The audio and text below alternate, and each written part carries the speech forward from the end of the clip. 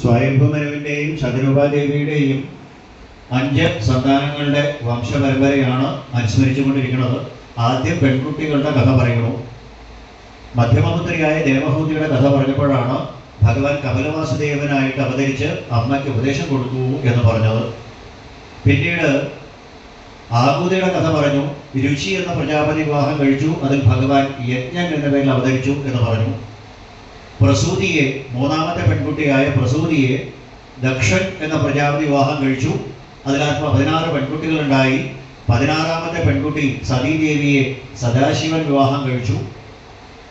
അതിൽ സന്താനങ്ങൾ ഉണ്ടാകുന്നതിന് മുമ്പ് സതീദേവിക്ക് ദേഹത്യാഗം ചെയ്യേണ്ടി വന്നു എന്ന് പറഞ്ഞപ്പോഴാണ് വിതുരൻ ചോദിച്ചത്, അതെന്താ അങ്ങനെ? സതീദേവിയുടെ പതിയായ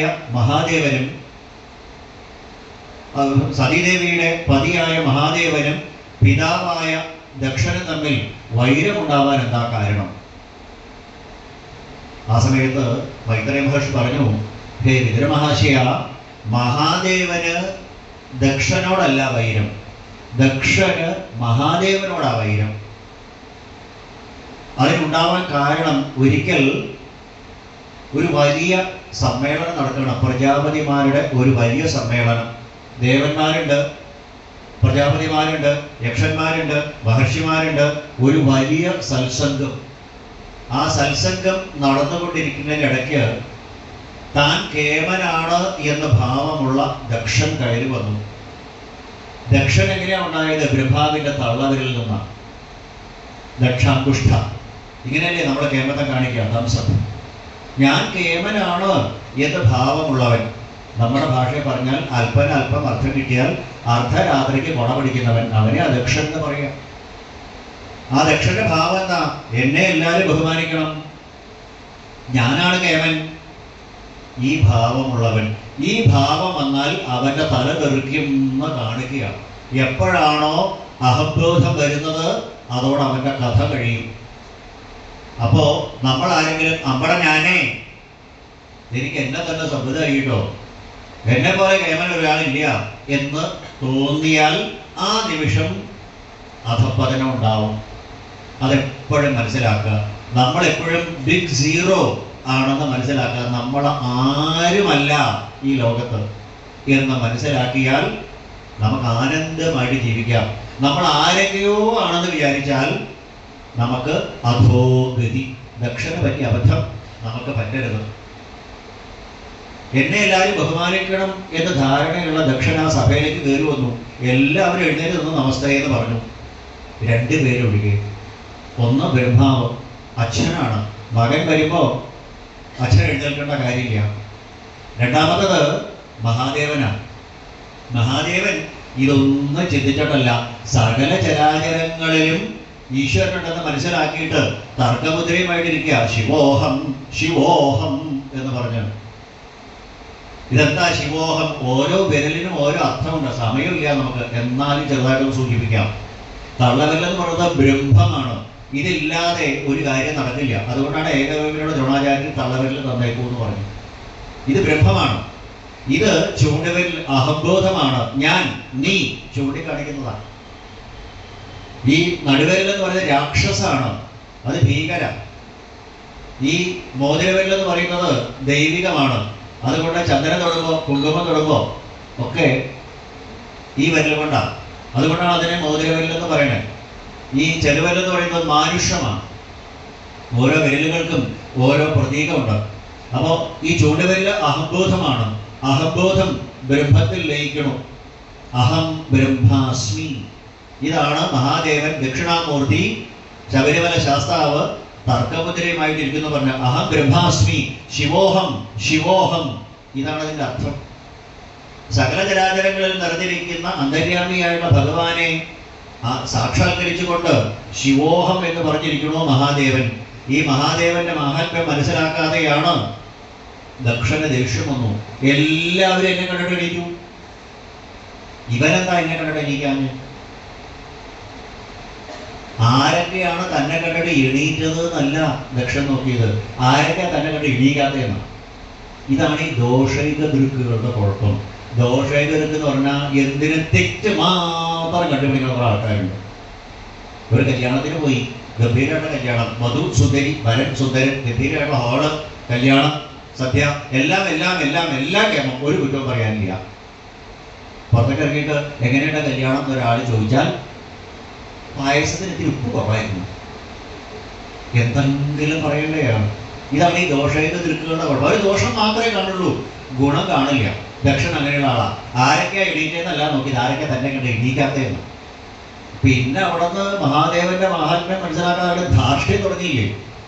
എനിക്കൊരു തെറ്റ് പറ്റി, എന്റെ അതിസുന്ദരിയായിരിക്കുന്ന പെൺകുട്ടി സതീദേവിയെ ഈ മർക്കടലോചനന്, കൊരങ്ങന്റെ മുഖമുള്ളവന് കല്യാണം കഴിച്ചു കൊടുക്കേണ്ടി വന്നു. എനിക്ക് തീരെ ഇഷ്ടമായിട്ടില്ല. എൻ്റെ അച്ഛൻ ബ്രഹ്മാവ് പറഞ്ഞു, ദക്ഷ നിന്റെ 16ാമത്തെ പുത്രിയെ ഈ ശൃംഗവരത്ത് ദേവർക്ക് കല്യാണം കഴിച്ചു കൊടുക്കുമെന്ന്. നിവർത്തിയില്ലാണ്ട് അച്ഛൻ പറഞ്ഞ് ഇനി കുട്ടക്കേട് വേണ്ടാന്ന് വിചാരിച്ച് മനസ്സില്ല മനസ്സോടെ ഞാൻ കൊടുത്തതാണ്. ഇവരെന്താ ഇത്ര കേമത്തം? 33 കോടി ദേവന്മാരും സുന്ദരന്മാരാ. ഇങ്ങനെ ഒരുത്തനെ കണ്ടിട്ടുണ്ടോ? മഹാദേവനെ ചർമ്മംബരായ ശവഭസ്മവിലേപനായ ഫലക്ഷണായ ഫണികുണ്ടലമണ്ഡിതായ, ആനതോല ഉടുത്തേക്കണേ, പുരുത്തോല ഉദരീയം, ശവഭസ്മാണ് പൂശേക്കണേ. ബാക്കി എല്ലാ ദേവന്മാർക്ക് 2 കണ്ണാ, ഈ വിദ്വാൻ മാത്രം 3 കണ്ണോ. വിരൂപാക്ഷൻ എന്നാ പേര് തന്നെ. ചുടലക്കളത്തിലാണ് നൃത്തം. ഭൂതപ്രേത വിഷാദികളാ കൂട്ടുകാര്. അസ്ഥികൾ കൊണ്ടും കപാലം കൊണ്ടുമുള്ള ആ മാലയാണ് ധരിച്ചേക്കുന്നത്. ആഭരണങ്ങളാണെങ്കിലോ വിഷഞ്ചിക്കുന്ന സർപ്പങ്ങള്, തലയിലാണെങ്കിലോ വെള്ളം ചുമന്നുകൊണ്ട് നടക്കുക. ഇങ്ങനെ കണ്ടിട്ടുണ്ടോ ഏതെങ്കിലും ഒരുത്തനെ എന്ന് പറഞ്ഞ് നിശ്ചിതമായിട്ട് വിമർശിക്കണോ? ദക്ഷന് മഹാദേവന്റെ മാഹാത്മ്യം മനസ്സിലായില്ല. എന്തിനാ ഈ മഹാദേവനെ ഈ വിഡ്ഢിവേഷം കെട്ടിയത് നമ്മൾ ആലോചിച്ചിട്ടുണ്ടോ? 33 കോടി ദേവന്മാരും സുന്ദരന്മാരാ. ശൃംഗവൃത്തി ദേവർക്ക് മാത്രം എന്താ ഇങ്ങനെ വികടവേഷം? നമ്മളെ പഠിപ്പിക്കാൻ വേണ്ടിയിട്ടാണ്. നമ്മളൊക്കെ ദേഹാഭിമാനികളാ അല്ലെ? എന്തൊക്കെയാ വച്ച് തേക്കണ്ടേന്ന് നിശ്ചയില്ല. എന്തൊക്കെ വച്ച് തേച്ചാലും ഈ ശരീരം അവസാനം ശീര്യതേ ചീഞ്ഞളിഞ്ഞു പോവും അല്ലേ? ഈ ശിവനായിട്ട് ശൃംഗവൃത്തി ദേവര് ഉള്ളിലിരിക്കുന്ന കാലത്തോളെ നമ്മൾ ശിവന്മാരാവുള്ളൂ. ആ ശൃംഗവൃത്തി ദേവൻ ഇറങ്ങിക്കൂടെ പോയാലോ ശിവത്തിന്റെ വള്ളി പോവും ഇല്ലേ? ശിവത്തിന്റെ വള്ളി പോയാൽ തെക്കോട്ട് തലതിരിച്ച് കിടത്താം, വലിച്ചിട്ട് ഗത്തിയെത്ര. ഇതിലൊക്കെ സുന്ദരിയാണ് കിടക്കണേ. ആരെങ്കിലും മൈൻഡ് ചെയ്യോ? നോക്ക് കുത്തി പിടിക്കും. ത്രൈലോക്യ സുന്ദരി അതൊക്കെ സമ്മതിച്ചു. എപ്പോ? ശിവോഹം ശിവോഹം ആയിരുന്ന സമയത്ത്. ഇപ്പൊ ശിവത്തിന്റെ വള്ളി പോയി അല്ലേ? അത് പറയേണ്ടി വരും. അപ്പൊ ഈ ശരീരത്തിനെ എന്തിനാ ഇങ്ങനെ താലോലിക്കണേ? ശരീരത്തിൽ മുഴുവൻ എന്തെല്ലാം പെർഫ്യൂം വെച്ച് തേച്ചാലും. ഇനി ഏകാദശ സ്കന്ധത്തിൽ വരുമ്പോ കാണാം, 24 ഗുരുക്കന്മാരെ പറ്റി പറയുമ്പോൾ 25ാമത്തെ ഗുരു ശരീരമാണ്. ഇപ്പൊ ഏതായാലും പറയണില്ല, ഊണ് കഴിക്കാൻ പോകേണ്ടതല്ലേ. അതുകൊണ്ട് ആ ശരീരത്തിന്റെ കേമത്തെ ഞാൻ പറയണില്ല. മഹാദേവൻ ഇത് നമ്മളെ പഠിപ്പിക്കാനാ. നിങ്ങൾ എന്തൊക്കെ ചെയ്താലും ഈ ശരീരം അതിൻ്റെ സ്വഭാവം കാണിക്കും. ഇതിന് 3 രൂപാന്തരങ്ങളേ ഉള്ളൂ. എന്താ? ആർക്കും വേണ്ടാണ്ട് പുഴുത്തരി കിടങ്ങളിൽ കൃമി, ഏതെങ്കിലും സിംഹമോ പുലി തിരിയാണെങ്കിൽ വിട്ട്, അല്ലെങ്കിൽ നമ്മുടെ സംസ്കാരം അനുസരിച്ച് കത്തിച്ചു കളിയാണെങ്കിൽ ഭസ്മം. ഈ 3 രൂപാന്തരങ്ങളുള്ളൂ. ദേവമജ്ഞതി സത്യന്തേ, ദേവനായാൽ പോലും മന്നവനാട്ടെ യാചകനാട്ടെ വന്നിടുകൊടുവിൽ വഞ്ചിത നടുവിൽ ഒരു പിടിച്ചാരം അല്ലേ? ഇത് മനസ്സിലാക്കുക. എന്തിനാ ഈ കോളർ പൊക്കെ വെച്ച് ഹൈറ്റിന്റെ ചെരുപ്പൂട്ട് നടക്കണേ? ഇത് പഠിപ്പിക്കാനാ. സ്വയം വിഡ്ഢിവേഷം കെട്ടിക്കൊണ്ട് മഹാദേവൻ നമ്മളെ പഠിപ്പിക്കണു. ദേഹാഭിമാനം ഉപേക്ഷിക്കൂ, ദേഹാഭിമാനം ഉപേക്ഷിക്കൂ. ഏതൊക്കെ സോപ്പ് തേച്ച് കുളിച്ചാലും നിന്റെ ശരീരത്തിന്റെ നാറ്റം പോവില്ല. എന്തൊക്കെ പെർഫ്യൂം വെച്ച് തേച്ചാലും നിന്റെ ശരീരം അളിഞ്ഞു പോവാണ്ടിരിക്കില്ല. പോസ്റ്റ്മോർട്ടം പറഞ്ഞ സാധനം കേട്ടിട്ടുണ്ടാവുമല്ലോ അല്ലേ? മരണം കഴിഞ്ഞിട്ടുള്ള സാധനം. ഈ പോസ്റ്റ്മോർട്ടം കഴിഞ്ഞിട്ട് മനുഷ്യന്റെ ഉള്ളിലുള്ള അവയവങ്ങൾ ഒരു കുപ്പിയിലാക്കിയിട്ട് കൊണ്ടുവന്നിട്ട് പരിശോധന നടത്തുന്ന ലബോറട്ടറിയിൽ 26 കൊല്ലം ജോലി ചെയ്ത ആളാണ് ഞാൻ. പോസ്റ്റ്മോർട്ടം കഴിഞ്ഞിട്ടുള്ള ആന്തരാവയവങ്ങൾ, വിസറാന്ന് അതിന് പറയുക, stomach, liver, kidney, spleen, brain, സകല സാധനങ്ങൾ നമ്മുടെ കറിവേപ്പിൻ്റെ ഉള്ളിലിട്ട് കാക്കനാടുള്ള ഞങ്ങളുടെ ലാബിൽ കൊണ്ടുവരും. ഒരു നിമിഷം നിൽക്കില്ല അതിൻ്റെ ഉള്ളിൽ നിങ്ങളും. അപ്പൊ മൂക്ക് പത്തിട്ടുള്ളൂ. സിനിമാ നടിയുടെയാണോ, ത്രൈലോക്യ സുന്ദരിയുടെയാണോ കുപ്പിയുടെ ഉള്ളിൽ? വല്ല കാര്യമുണ്ടോ? ഒരു നിവൃത്തിയില്ല. അത് കൊണ്ടുവരുന്ന പോലീസുകാർ പറയും തൃശ്ശൂർ വളർന്നുണ്ടാവുന്ന മെഡിക്കൽ കോളേജിൽ നിന്നേ ഏറ്റവും അധികം വരിക. എൻ്റെ സാറേ ഇത് ഇവിടെ കൊണ്ടുവന്ന് എത്തിക്കാൻ പറ്റൊരു പാടുണ്ടല്ലോ, പോലീസുകാരാന്നൊരു കാര്യമൊന്നുമില്ല, നാട്ടുകാരെ പറപ്പിക്കും ഈ സാധനം കൊണ്ടുവന്നാൽ. ഏത് സുന്ദരിയായിരുന്നു? സുന്ദരിയുടെ സാധനം കേട്ടോ, പറഞ്ഞിട്ട് വല്ല കാര്യമുണ്ടോ? ആ ശൃംഗവരദേവരത്തിൻ്റെ ഉള്ളിലിരിക്കുന്ന കാലത്തോടെ ശിവോഹം ശിവോഹം എന്ന് പറയാൻ പറ്റുള്ളൂ. അത് കഴിഞ്ഞാൽ വള്ളിയില്ലാണ്ട് അഹം എന്ന് പറയേണ്ടി വരും. ഇത് നമ്മളെ പഠിപ്പിക്കാനാണ് മഹാദേവൻ വിഡ്ഢിവേഷം കിട്ടിയത്. ഈ ശരീരത്തിന് പ്രായം തോന്നുകയില്ല എന്നുള്ള സോപ്പ് തേച്ചിട്ടോ പെർഫ്യൂം തേച്ചിട്ടോ ഫെയർ ആൻഡ് ലവ്ലി എന്തൊക്കെ സൗന്ദര്യവർദ്ധക വസ്തുക്കൾ വെച്ച് തേച്ചാലും ശരി, ഈ ശരീരം ചീഞ്ഞളിഞ്ഞു പോവും. ഇനി ചീഞ്ഞളിഞ്ഞു പോകാനുള്ള ഒരു മരുന്ന് കണ്ടുപിടിച്ചു എന്ന് വിചാരിക്കുക, ചാവാണ്ടിരിക്കുമോ? ഈ ശരീരം നമുക്ക് നഷ്ടപ്പെടാണ്ടിരിക്കുമോ? അങ്ങനെ ഒരു സംഭവം ഇല്ല. മൃതസഞ്ജീവിനി എന്നുള്ള മന്ത്രം ശുക്രമഹർഷിക്ക് മാത്രമേ അറിയുള്ളൂ, നമുക്ക് മനുഷ്യർക്ക് ആർക്കും അറിഞ്ഞുകൂടാ. അപ്പൊ നോ രക്ഷ, ചത്തുപോവും ഉറപ്പാ. പിന്നെ എന്തിനാ ഈ വിദ്യാഭ്യാസം കെട്ടണേ? ഇത് നമ്മളെ കാണിക്കാനാ. എവിടെയൊക്കെ സ്വർണം കെട്ടി തൂക്കാമോ അവിടെയൊക്കെ സ്വർണം കെട്ടി തൂക്കും. എന്തൊക്കെ സൗന്ദര്യവർദ്ധക വസ്തുക്കൾ തേക്കാമോ അതൊക്കെ വെച്ച് തേക്കും.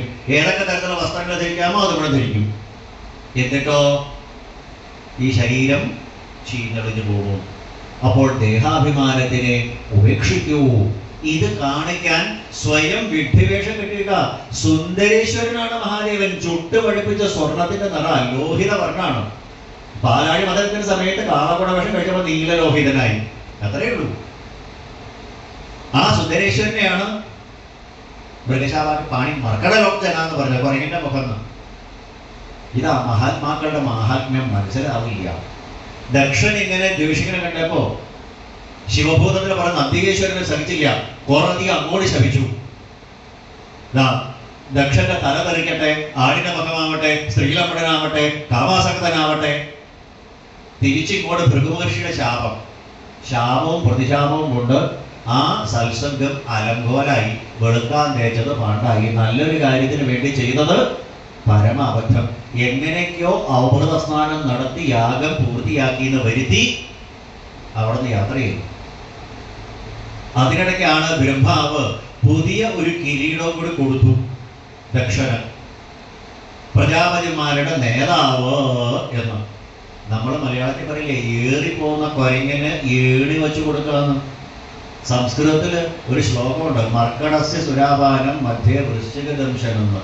സ്വതേ തന്നെ കൊരങ്ങൻ. അതിന്റെ സ്വഭാവം എന്താണെന്നറിയാലോ, അവൻ കള്ളു കുടിച്ചാൽ അങ്ങനെ ഇരിക്കും.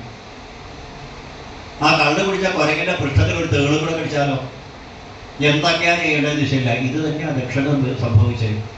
എന്താ ചെയ്യേണ്ടതെന്ന് അറിഞ്ഞൂടാ.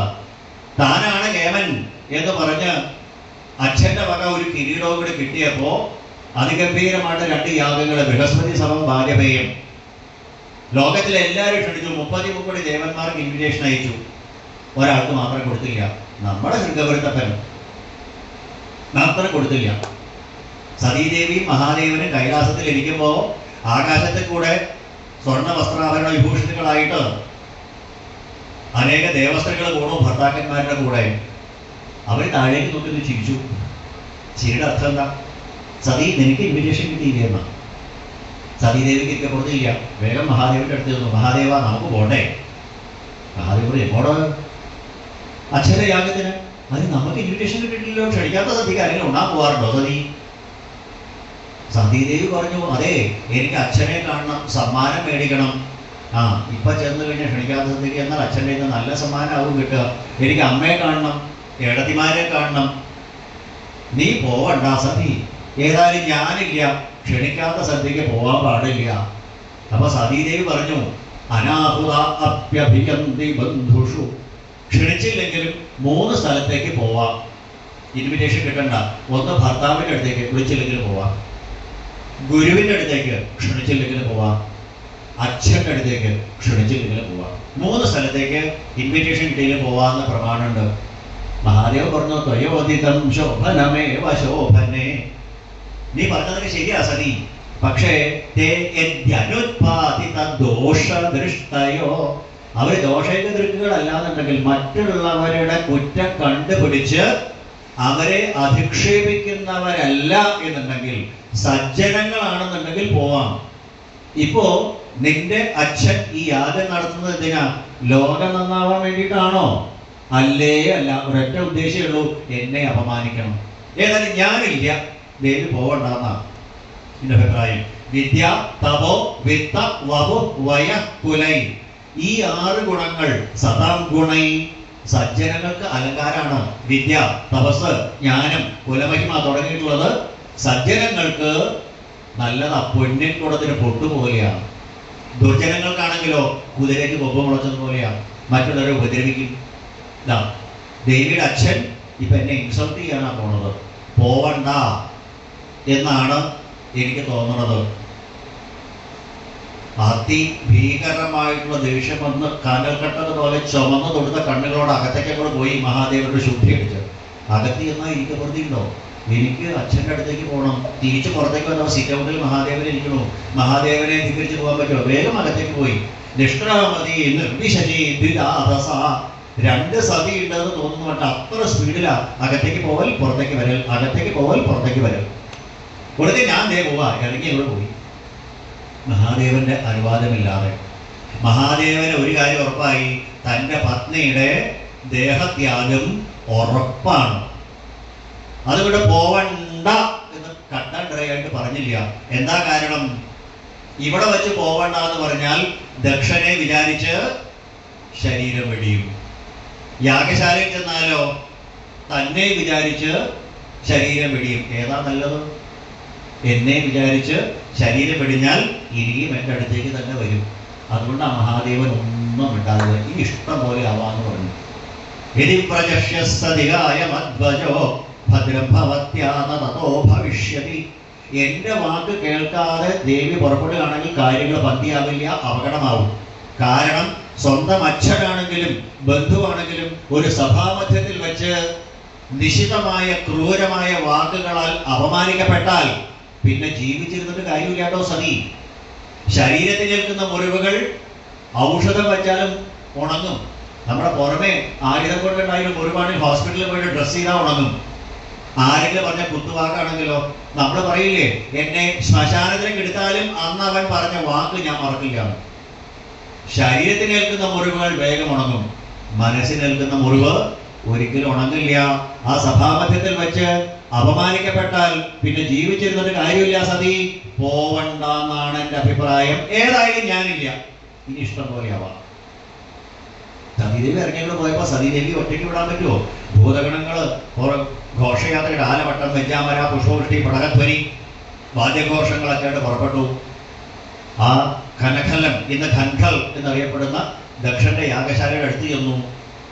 അമ്മ ഓടി വന്നു, കെട്ടിപ്പിടിച്ച് ഉമ്മ വെച്ചു. ഏടത്തിമാർ ഓടി വന്നു അനിയത്തിയെ കാണാൻ. പക്ഷെ ദക്ഷന്റെ തീ പാറുന്ന നോട്ടം വന്നപ്പോ അവരൊക്കെ മാറി. ആരാണ് നിന്നെ ക്ഷണിച്ച ഇങ്ങോട്ട്? ഈ ഭാവത്തിലാ ദക്ഷന്റെ നോട്ടം. സതീദേവിക്ക് അതുകൊണ്ട് ഒരു വിഷമമൊന്നുമില്ല. അച്ഛനല്ലേ, 2 തയ്യാറി ഞാൻ കൊള്ളും. പക്ഷെ ഒരു സുമംഗലിക്ക് ഏറ്റവും ദുഃഖമുണ്ടാക്കുന്ന കാര്യം എന്താ? തൻ്റെ ഭർത്താവിനെ ആരെങ്കിലും ഇൻസൾട്ട് ചെയ്താൽ. 33 കോടി ദേവന്മാർക്ക് യാഗഭാഗമുണ്ട്, തൻ്റെ ഭർത്താവായിരിക്കുന്ന മഹാദേവന് മാത്രം യാഗഭാഗമില്ല. പിന്നെ അവിടെ നിന്നൊരു പ്രഭാഷണം ഉണ്ടായിട്ടുണ്ട്. അച്ഛാന്നല്ല വിളിച്ചത്, ഹേ ദക്ഷ എന്നാ വിളിച്ചത്. മഹാദേവന്റെ മഹാത്മ്യം മനസ്സിലാക്കാതെ അദ്ദേഹത്തിനെ ഭർഷിച്ചതായ ഹേ ദക്ഷ, അങ്ങക്ക് എന്തോ ആപത്ത് വരാറായിട്ടുണ്ട്. യദ്യക്ഷരം നാമഗിരേരിതം നൃണാം, യാതൊരുത്തന്റെ നാവുമേലാണോ ആ 2 അക്ഷരം ശിവ എന്ന 2 അക്ഷരം ഉച്ചരിക്കപ്പെടുന്നത്, സകൃൽ പ്രസംഗാൽ, സകൃൽ എന്നാ പറഞ്ഞ ഓൺലി വൺസ്, ഒരേ ഒരു പ്രാവശ്യം യാതൊരുത്തന്റെ നാവുമേലാണോ ശിവ എന്ന നാമം ഉച്ചരിക്കപ്പെടുന്നത്, അവന്റെ സകല പാപങ്ങളും ഇല്ലാതായി തീരും. ആ ശിവനെയാണ് ഭവാനഹോ ദ്വേഷ്ടി, അങ്ങ് ദ്വേഷിക്കുന്നത്. മഹാദേവന്റെ മഹാത്മ്യം മനസ്സിലാക്കാത്ത ദക്ഷ, ഈ ശരീരം എനിക്കിനിവിടെ വേണ്ട. മഹാദേവനെ ശിഖികണ്ഠ ഗർഹിണ, മഹാദേവനെ ഭർഷിച്ചതായ ദക്ഷന്റെ ശരീരത്തിൽ നിന്നുണ്ടായ ശരീരം എനിക്കിനി വേണ്ട. ദക്ഷപുത്രി എന്ന ലേബൽ ഞാൻ ഇന്ന് ഇവിടെ ഇപ്പോ ഉപേക്ഷിക്കുക. കാരണം ഞാൻ തിരിച്ചു ചെന്നാൽ മഹാദേവൻ എന്നെ വിളിക്കും, എന്താ ദാക്ഷായണി എന്ന്. ദക്ഷന്റെ പുത്രി, എങ്ങനെയുണ്ട് അച്ഛൻ്റെ യാഗം? കേമായുണ്ടോ? ആ അപമാനം സഹിച്ചുകൊണ്ട് ഞാൻ ജീവിക്കില്ല.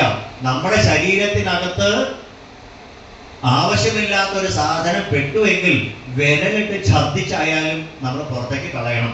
ശരീരത്തിന് അപഥ്യമായ ഭക്ഷണം കഴിച്ചാൽ അത് ഛർദ്ദിച്ചായാലും പുറത്തേക്ക് കളയണം എന്ന് പറയുന്നത് പോലെ നികൃഷ്ടമായ ഈ ശരീരം, ദക്ഷന്റെ പുത്രി എന്ന ലേബല് ഞാൻ ഇന്നിവിടെ ഉപേക്ഷിക്കുകയാണ്. അവിടെ പത്മാസനം ബന്ധിച്ചു. തൻ്റെ പതിയായിരിക്കുന്ന മഹാദേവന്റെ തൃപാദങ്ങളെ തന്നെ ധ്യാനിച്ചു. ഹേ മഹാദേവ, അങ്ങയോട് ഒരുമിച്ച് ജീവിച്ച് എനിക്ക് കൊതി തീർന്നില്ല. ഇനിയൊരു ജന്മം ഉണ്ടെങ്കിൽ എന്നല്ല, ഇനിയൊരു ജന്മം ഉണ്ടാവണം. അങ്ങയുടെ ധർമ്മപത്നീപദം അലങ്കരിക്കാറാവണം. ഭഗവാനെ, മഹാദേവ, എന്നെ അനുഗ്രഹിക്കണേ, അനുഗ്രഹിക്കണേ എന്ന് പറഞ്ഞ് തൻ്റെ പാതിവ്രത്യ അഗ്നിയിൽ കർപ്പൂരം എരിയുന്നത് പോലെ എരിഞ്ഞങ്ങോട്ട് തീർന്നു. ആ പാതിവ്രത്യ അഗ്നിയിൽ കർപ്പൂരം എരിയുന്നത് പോലെ എരിഞ്ഞു തീർന്നപ്പോൾ ശിവഭൂതങ്ങൾ ആയുധങ്ങളൊക്കെ എടുത്ത് പുറപ്പെട്ടു. ആയുധങ്ങളെടുത്ത് പുറപ്പെട്ട ശിവഭൂതങ്ങളെ ഭൃഗുമഹർഷി ആഭിചാര മന്ത്രം കൊണ്ടുണ്ടാക്കിയ ഋഭുക്കൾ എന്ന് പറയുന്ന ഭൂതങ്ങൾ തോൽപ്പിച്ചു ഓടിച്ചു. അവർ കൈലാസത്തിൽ ചെന്ന് മഹാദേവനോട് പറഞ്ഞു. അപ്പോഴേക്കും നാരദ മഹർഷിയിൽ നിറഞ്ഞു തൻ്റെ പ്രിയതമ സതീദേവി ദേഹത്യാഗം ചെയ്തു. ജട എടുത്ത് നിലത്തടിച്ച് വീരഭദ്ര പെരുമാളെ സൃഷ്ടിച്ചു. 1000 കൈകൾ, വിവിധ ആയുധങ്ങൾ, 3 സൂര്യന്മാര് ഒരുമിച്ച് ഉണ്ടായതുപോലെ 3 കണ്ണുകൾ, ആകാശം മുട്ടെ വലിപ്പം, അതിഭീകര രൗദ്രസ്വരൂപിയായിട്ട് കിളുക്കുന്ന ചെലമ്പുകൾ കൊണ്ട് ഭൂമണ്ഡലം മുഴുവൻ കിളുക്കി അതിരൗദ്രസ്വരൂപിയായിട്ട് ഉച്ചട്ടഹാസം ലോകം മുഴുവൻ കിടുക്കിക്കൊണ്ട് അട്ടഹസിച്ചുകൊണ്ട് മഹാദേവന്റെ മുമ്പിൽ വന്നു. എന്താണാവോ അടിയൻ ചെയ്യേണ്ടതോ? ദക്ഷം സയജ്ഞം ജഹി, ദക്ഷന്റെ യജ്ഞം അവിടെ ഇല്ലാണ്ടാക്കൂ എന്നാണ്. ഭൂതഗണങ്ങൾ പുറകെ ചെന്നു. അവിടെ അങ്ങോട്ട് ചെന്ന് വീരഭദ്ര പെരുമാളുടെ നേതൃത്വത്തിൽ ദക്ഷന്റെ യാഗശാല അടിച്ചങ്ങോട്ട് നിരത്തി അവിടെയുള്ള സകല സാധനങ്ങൾ അടിച്ച് തകർത്ത് ഹോമകുണ്ടങ്ങളിൽ അസ്ഥി, മാംസം, രക്തം, തലമുടി ഒക്കെ ഇട്ട് അശുദ്ധമാക്കി മാറ്റി ആ മഹർഷിമാരെയൊക്കെ തല്ലി ഓടിച്ച് യാഗഭൂമി മരുഭൂമിയാക്കി മാറ്റി. മഹാദേവനെ ഭർഷിക്കുന്നത് കേട്ട് 2 കണ്ണും വീഴ്ച നോക്കിയിരിക്കുകയായിരുന്നു ഭഗൻ എന്ന ആദിത്യൻ. ചക്കച്ചവ തുരന്നെടുക്കുന്നത് പോലെ അയാളുടെ കണ്ണങ്ങ് തുരന്നെടുത്തു. മഹാദേവനെ ഭർഷിക്കുമ്പോൾ നോക്കിയിരുന്ന കണ്ണുകൊണ്ട് ഇനി ഇവൻ കാണണ്ട. ഭൃഗുമഹർഷി മഹാദേവനെ ദക്ഷൻ ദംശിക്കുന്നത് കേട്ട് താടി തടവിക്കൊണ്ടിരുന്നു. ഇനി ഇവൻ താടി തടവണ്ട. മുറ്റത്തുനിന്ന് പുല്ല് പറിക്കുന്നത് പോലെ ഭൃഗുമഹർഷിയുടെ താടി രോമങ്ങൾ പറിച്ചെടുത്തു. ഇനി ഇവൻ താടി തടവണ്ട. പൂഷാവ് എന്നൊരു ആദിത്യൻ പല്ല് 32 കാണിച്ച് ചിരിച്ചോണ്ടിരിക്കുകയായിരുന്നു. ദക്ഷൻ മഹാദേവനെ ചീത്ത പറഞ്ഞപ്പോ ഒറ്റയടിക്ക് 32 പല്ലും പുറത്തേക്ക് എടുത്തു. ഇവരിനി മിക്സിയിൽ അടിച്ച് ആഹാരം കഴിച്ചാൽ മതി, ഇവരിനി പല്ല് കൊണ്ട് കഴിക്കണ്ട. മഹാദേവനെ നിന്ദിച്ചത് സതീദേവി പറയും, സജ്ജനനിന്ദ കേട്ടുകൊണ്ടിരിക്കരുതെന്നാണ്. പരദൂഷണം കേൾക്കരുത്. ഭാഗവതം പറയുന്നു സതീദേവിയുടെ വാക്കുകളിലൂടെ. മഹാത്മാക്കളെ ആരെങ്കിലും നിന്ദിക്കുന്നുണ്ടെങ്കിൽ അപ്പൊ ശരീരം അവിടെ വെടിയണം. അയ്യോ, ഒരാൾ മറ്റൊരാളെ ചീത്ത പറഞ്ഞു വെച്ചാൽ ഞാനെന്തിനാ എൻ്റെ ശരീരം വെടിയണേ? എന്നാ ചങ്കൂറ്റുണ്ടെങ്കിൽ അവൻ്റെ നാവ് മുറിക്കണം. അയ്യോ, അവൻ്റെ നാവ് മുറിക്കേ, അത് പറ്റില്ലേ? എന്നാ കർണോപിധായ, ചെവി പൊത്തിക്കൊണ്ട് അവിടെ നിന്ന് പോകണം. 3-ൽ ഏതെങ്കിലും ഒന്ന് ചെയ്യണം. പരദൂഷണം കേട്ടുകൊണ്ട് നിൽക്കരുത്. മഹാത്മാക്കളെ നിന്ദിക്കുന്നത് കേട്ടാൽ ഒന്നുകിൽ അവിടെ ആ കേൾക്കുന്നവൻ ശ്രോതാവ് ശരീരത്തിനെ ഉപേക്ഷിക്കണം, അതുമല്ലെങ്കിൽ പറയുന്നവന്റെ നാവ് മുറിക്കാനുള്ള ചങ്കൂറ്റം ഉണ്ടാവണം, ഇതുമല്ലെങ്കിൽ സ്വന്തം ചെവി പൊത്തിയിട്ട് അവിടെ നിന്ന് കടന്നു പൊക്കോളണം. പരദൂഷണം കേട്ടുകൊണ്ട് നിൽക്കരുത് സതീദേവി പറഞ്ഞു. സദസ്യരോടായ സതീദേവി പറഞ്ഞതാ. അങ്ങനെ ആ പൂഷാവിന്റെ പല്ലുകൾ അടിച്ചു കൊഴിച്ചു. ഓരോരുത്തർക്കും ഓരോ തരത്തിലുള്ള ശിക്ഷ കൊടുത്തു. ദക്ഷനെ തട്ടിയിട്ടു. മാറത്ത് കയറിയിരുന്ന് വെട്ടാൻ നോക്കിയപ്പോഴാണ് വീരഭദ്ര പെരുമാൾ ആലോചിച്ചത്, യാഗപശുവിനെ ആയുധം കൊണ്ട് കൊല്ലാൻ പാടില്ല എന്ന നിയമമുണ്ട്. തെങ്ങുമേന്ന് കൈക്ക് പിരിക്കണത് പോലെ തല പിരിച്ചങ്ങെടുത്തു. ഒരു യാഗാഗ്നി കെടാനുണ്ടായിരുന്നു, ആ അഗ്നികളിൽ നിക്ഷേപിച്ചു. ദക്ഷന്റെ യാഗം തീർന്നു. പ്രജാപതിമാർക്കും ദേവന്മാർക്കും വല്ലാത്ത സങ്കടമായി. എത്രയൊക്കെ പറഞ്ഞാലും ദക്ഷൻ എന്നൊരു പ്രജാപതിയാണ്. ഒരു യജ്ഞം തുടങ്ങിയാൽ അത് പൂർത്തിയാക്കണം. വേഗം ബ്രഹ്മാവിൻ്റെ അടുത്ത് ചെന്നു ദേവന്മാരും പ്രജാപതിമാരും.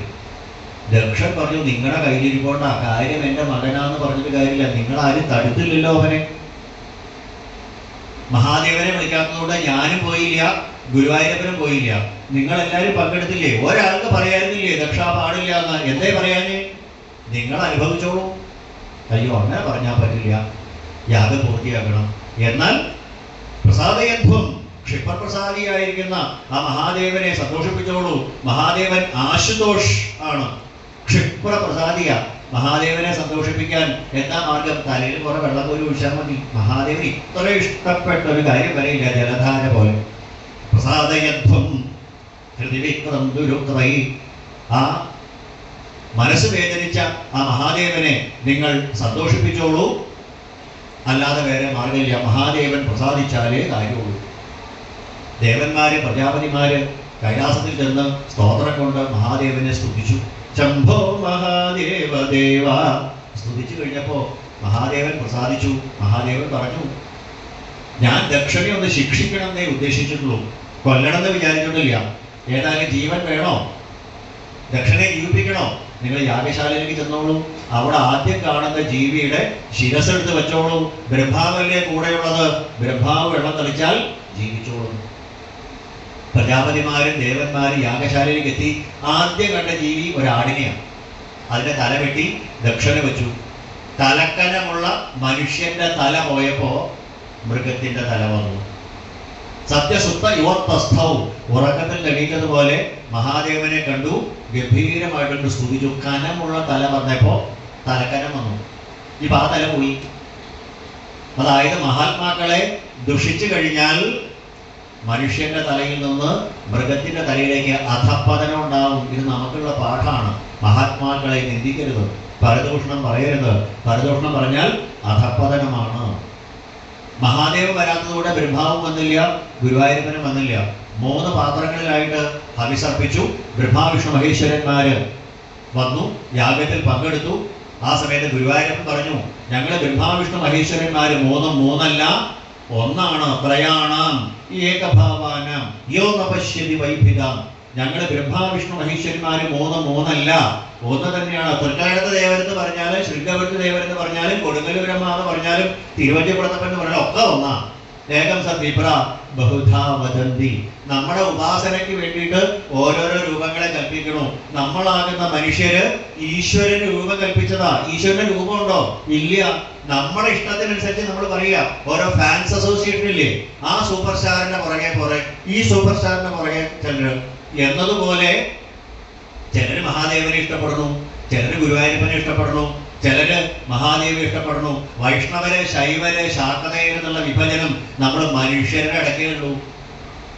ദേവന്മാർക്ക് ആ വിഭാജനമൊന്നുമില്ല. ഭഗവാൻ പറഞ്ഞു, ഞങ്ങൾ 3 ഒന്ന് തന്നെയാണ്. സൃഷ്ടിക്കാനായിട്ട് ബ്രഹ്മാവാകുന്നതും പരിപാലനത്തിനായിട്ട് വിഷ്ണു ആകുന്നതും സംഭരിക്കാൻ രുദ്രനാവുന്നതും ഞാൻ ഒരാൾ തന്നെയാണ്. അതുകൊണ്ട് എല്ലാത്തിനെയും ഒന്നായിട്ട് കാണൂ. ഇനി ഏത് യാഗഭാഗത്തിലും ബാക്കി വരുന്നതെല്ലാം മഹാദേവന് അവകാശപ്പെട്ടതാണ് എന്ന് പറഞ്ഞു. ഹേ വിതുര, പിന്നീട് ഹിമവാന്റെയും അതുപോലെ മേനാദേവിയുടെ പുത്രിയായിട്ട് ഹൈമവതിയായിട്ട് പാർവതി ദേവി അവതരിച്ചു. ഘോരമായ തപസ്സുകൊണ്ട് മഹാദേവനെ പ്രീതിപ്പെടുത്തി. മഹാദേവന്റെ പത്നിപദം അലങ്കരിച്ചു. നമോ നമ ശങ്കര പാർവതിഭ്യാം എന്ന് പറഞ്ഞുകൊണ്ട് ആ പ്രകടനം സമർപ്പിക്കുകയാണ്. നമുക്കും രാവിലത്തെ പാരായണ പ്രഭാഷണങ്ങൾ ആ ജഗൽപിതാക്കളായ ആ പാർവതി പരമേശ്വരന്മാരുടെ തൃപ്പാദങ്ങളിൽ സമർപ്പിക്കാം. ഉച്ചഭക്ഷണത്തിന് ശേഷം പതിവ് പോലെ 2 മണിക്ക് നമുക്ക് ആരംഭിക്കുമ്പോൾ ധ്രുവന്റെ കഥ, പുരഞ്ജനോപാഖ്യാനം, വൈകിട്ടാവുമ്പോഴേക്കും ഭഗവാൻ ഋഷഭാവതാരം എല്ലാം വേണ്ടതുപോലെ ജഗൽപിതാക്കളായ പാർവതി പരമേശ്വരന്മാർ തോന്നിപ്പിക്കട്ടെ എന്ന് പ്രാർത്ഥിച്ചുകൊണ്ട് വാഗർത്ഥായുവ സംവൃക്തം വാഗർത്ഥ പ്രതിപത്തയെ ജഗതപ്പിതരൗ വന്ദേ പാർവതി പരമേശ്വരൗ. രാധാരമണമുകുന്ദമുരാരേ ശരണം മേ തവ ചരണയുഗം. കാളിമഹേശ്വരി പാർവതി ശങ്കരി ശരണം മേ തവ ചരണയുഗം. സാംബ സദാശിവ ശംഭോ ശങ്കര ശരണം മേ തവ ചരണയുഗം. ദുർഗേ ഭഗവതി ദുഃഖ വിനാശിനി ശരണം മേ തവ ചരണയുഗം. നന്ദകുമാര നവനിതചോര ശരണം മേ തവ ചരണയുഗം. ഗുരുഭവനപുരേശ രാധാകൃഷ്ണ ശരണം മേ തവ ചരണയുഗം. ശരണം മേ തവ ചരണയുഗം. ശരണം മേ തവ ചരണയുഗം. സർവത്ര ഗോവിന്ദനാമ സങ്കീർത്തനം. ഗോവിന്ദ ഗോവിന്ദ. സർവത്ര ഗോവിന്ദനാമ സങ്കീർത്തനം എന്ന് പറയുമ്പോൾ ഗോവിന്ദ ഗോവിന്ദ എന്ന് പറയുന്നത് നിങ്ങളുടെ ചുമതലയാണ്. വാണി ഗുണാനുകഥനെ നാവ് തന്നേക്കണത് ഭഗവാന്റെ നാമങ്ങൾ പറയാനാ. സർവത്ര ഗോവിന്ദനാമ സങ്കീർത്തനം. ഇതെപ്പോഴും പറയണം. എന്നെക്കൊണ്ട് ഇടയ്ക്കിടയ്ക്ക് ഇങ്ങനെ പറയിപ്പിക്കരുത്. അപ്പോൾ നമുക്ക് ഉച്ചഭക്ഷണത്തിന് ശേഷം 2 മണിക്ക് വീണ്ടും കാണാം.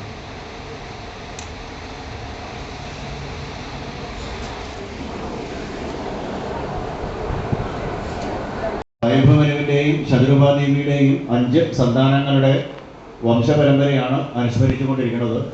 അതിൽ പെൺകുട്ടികളുടെ കഥ ആദ്യം പറഞ്ഞു. ആകൂതി, ദേവഹൂതി, പ്രസൂതി. ആകൂതിയുടെ പുത്രനായിട്ട് ഭഗവാൻ യജ്ഞൻ എന്ന പേരിൽ അവതരിച്ചു എന്ന് പറഞ്ഞു. ദേവഹൂതിയുടെ പുത്രനായിട്ട് ഭഗവാൻ കപിലവാസുദേവനായിട്ട് അവതരിച്ചു എന്ന് പറഞ്ഞു. പ്രസൂതിയുടെ കഥ പറഞ്ഞപ്പോഴാണ് 16ാമത്തെ പുത്രി സതീദേവിയുടെ കഥ പറഞ്ഞപ്പോൾ ദക്ഷയാഗം കഥ പറയുന്നു. പിന്നീട് പുത്രന്മാരുടെ കഥ പറയുന്നു. മൂത്ത പുത്രനായ പ്രിയവ്രതൻ വിരക്തനായി തീർന്നു. എനിക്ക് രാജ്യഭാരം വേണ്ട, കല്യാണവും വേണ്ട. അപ്പോൾ 2ാമത്തെ പുത്രൻ ഉത്താനപാദൻ്റെ കഥ പറയുന്നു. ഉത്താനപാദൻ എന്ന മഹാരാജാവാണ് കുടുംബസമേതം രാജ്യം ഭരിച്ചത്. അദ്ദേഹത്തിന് 2 പത്നിമാരാണ്, സുരുചി എന്നും സുനീതി എന്നും. സുരുചിയിൽ ഒരു പുത്രൻ ഉത്തമൻ, സുനീതിയിൽ ഒരു പുത്രൻ അതേ പ്രായത്തിൽ ധ്രുവൻ, 5 വയസ്സുകാരനാണ് 2 പേരും. സുരുചി അതീവ സുന്ദരിയാണ്, സമർത്ഥയാണ്. രാജാവിൽ ഏറ്റവും കൂടുതൽ സ്വാധീനമുണ്ടായിരുന്നത് സുരുചിക്കാണ്. സുരുചിയെ പേടിയാണെന്ന് പറഞ്ഞാൽ തന്നെ തെറ്റില്ല. മിക്കവാറും സുരുചിയുടെ അന്തഃപുരത്തിലാണ് ഉത്താനപാദൻ. സുനീതിക്കോ ധ്രുവനോ കാണാൻ പോലും കിട്ടണില്ല. അതുകൊണ്ട് രാജാവിൻ്റെ മടിയിൽ കയറി ഇരിക്കാനും അച്ഛൻ്റെ വാത്സല്യങ്ങൾ ഏൽക്കാനും അച്ഛനെ കെട്ടിപ്പിടിച്ച് ഉമ്മ വയ്ക്കാനും അച്ഛൻ്റെ മടിയിൽ കയറി ഇരിക്കാനും ഭാഗ്യം കിട്ടിയത് ഉത്തമനാണ്. 5 വയസ്സുകാരൻ തന്നെയാണ് ധ്രുവൻ. ധ്രുവനും ചിന്തിക്കണോ, ഞാനും രാജകുമാരനല്ലേ, ഉത്താനപാദൻ്റെ പുത്രനല്ലേ, അച്ഛൻ്റെ മടിയിൽ കയറി ഇരിക്കാൻ എനിക്കും അർഹതയില്ലേ എന്ന്. പക്ഷേ സുരുചി എന്ന ചെറിയമ്മയുടെ കൂർത്തുമൂർത്ത ക്രൂരമായ വാക്കുകൾ പേടിച്ച് ആ ഭാഗത്തേക്ക് പോവാറില്ല. ആരോടും എന്തും മുഖത്തടിച്ചതുപോലെ സംസാരിക്കുന്ന ആളാണ്. ഒരു കൊച്ചുകുട്ടിയാണെന്നുള്ള പരിഗണന പോലും ഇല്ലാതെ ആരെയും മുറിവേൽപ്പിക്കും ക്രൂരമായ വാക്കുകൾ കൊണ്ട്. ഇത് പേടിച്ച് ആ ഭാഗത്തേക്ക് പോവാറില്ല. ഒരിക്കൽ ഉപവനത്തിൽ മഹാരാജാവ് ഒറ്റയ്ക്കിരിക്കണു. ആ ഒറ്റയ്ക്കിരിക്കുന്ന സമയത്ത് ധ്രുവരാജകുമാരൻ ഇത് കണ്ടു. ദാ ഇപ്പം നല്ല അവസരം, ഓടി ചെന്നു അച്ഛൻ്റെ മടിയിൽ കയറിയിരിക്കാൻ. അപ്പോഴാണ് കഷ്ടകാലത്തിന് സുരുചി കണ്ടുവന്നത്. ഓടിച്ചു വിട്ടു ശകാരവാക്കുകൾ പറഞ്ഞ്. കണ്ണി കണ്ട ചെറുക്കന്മാർക്ക് കയറി ഇരിക്കാനുള്ളതല്ല രാജാവിൻ്റെ മടിത്തട്ട് എന്ന് പറയുന്നത്. നവത്സ നിർവധിഷ്ണം ഭവാൻ ആരോഢമർഹസി. കാരണം നീ എൻ്റെ വയറ്റിൽ വന്ന് ജനിച്ചില്ല. അന്യസ്ത്രീ ഗർഭസംഭൃതം. അന്യയായ ഒരു സ്ത്രീയുടെ ഗർഭപാത്രത്തിൽ ജനിച്ച നിനക്ക് മഹാരാജാവിൻ്റെ മടിത്തട്ട് കയറിയിരിക്കാൻ യാതൊരു യോഗ്യതയില്ല, ഞാൻ സമ്മതിക്കില്ല. എൻ്റെ വയറ്റിൽ ജനിച്ച ഉണ്ണിക്ക് മാത്രമേ ആ രാജാവിൻ്റെ മടിത്തട്ടിൽ കയറിയിരിക്കാനായിട്ട് സാധിക്കുള്ളൂ. അതുകൊണ്ട് ഒരിക്കലും നടക്കാത്ത കാര്യത്തിനെക്കുറിച്ച് മനപ്പായസം ഉണ്ണണ്ടാ ഉണ്ണി, സ്വപ്നം പോലും കാണണ്ട, ഞാൻ സമ്മതിക്കില്ല, നടക്കില്ല. അച്ഛൻ്റെ മടിയിൽ കയറി ഇരിക്കാൻ നിനക്ക് യോഗ്യതയില്ല. ഇനി അങ്ങനെ അച്ഛൻ്റെ മടിയിൽ കയറി ഇരിക്കണോ? ദൈവത്തിനോട് പോയി പറയണ ചെറുക്ക, അടുത്ത ജന്മമെങ്കിലും സൂര്യചെറിയമ്മയുടെ ഗർഭപാത്രത്തിൽ വന്ന് ജനിക്കണേ എന്ന്. അങ്ങനെയാണെങ്കിൽ ഒരുപക്ഷെ രാജാവിൻ്റെ മടിയിൽ കയറി ഇരിക്കാൻ പറ്റിയേക്കും. അല്ലാതെ ഈ ജന്മത്തിൽ നിനക്ക് സാധിക്കില്ല, ഞാൻ സമ്മതിക്കില്ല. മറ്റൊരു സ്ത്രീയുടെ ഗർഭത്തിൽ ജനിച്ച ശിശുവിന് ഉത്താനപാദന്റെ മടിയിൽ കയറി ഇരിക്കാനുള്ള യോഗ്യതയില്ല. കടന്നു പോ, ദൈവത്തോട് പറയുക. അലറി. അവിടുന്ന് പൊട്ടി പൊട്ടി കരഞ്ഞുകൊണ്ട് ഓടി വന്നു ആ 5 വയസ്സുകാരൻ. ക്രൂരമായ വാക്കുകൾ കൊണ്ട് മനസ്സിന് മുറിവേറ്റു. ഓടി വന്ന അമ്മയെ കെട്ടിപ്പിടിച്ച് ഏങ്ങലടിച്ച് കരയാൻ തുടങ്ങി. എന്തിനാ ഉണ്ണി കരയണത് എന്ന് ചോദിച്ചു. കൊച്ചുകുട്ടികൾക്ക് ഏങ്ങലടിച്ചാൽ സംസാരിക്കാൻ പറ്റില്ല. ഏങ്ങലടിച്ച് കരയുന്ന ഉണ്ണിയെ കെട്ടിപ്പിടിച്ചു അമ്മ. എന്തിനാണ് കരയണത് ചോദിച്ചു.